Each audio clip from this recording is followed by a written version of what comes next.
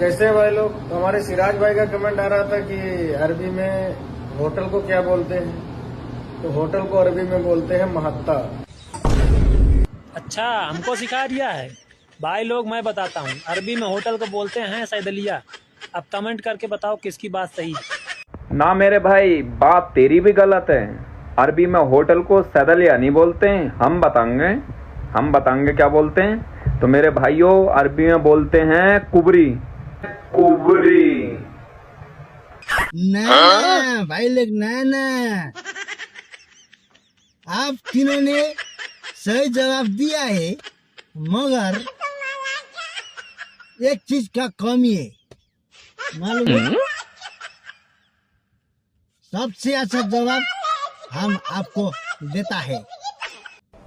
आप हमारा बात अच्छा से सुनता है और नहीं सुनता है। अरबी में बोलता है होटल को क्या बोलता है अरबी में, मालूम है ना? और लड़का और लड़की दोनों प्यार करता है।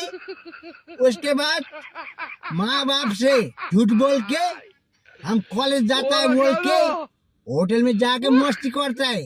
वो उसका मस्ती करने वाला जगह बोलता है, रहने वाला बोलता है।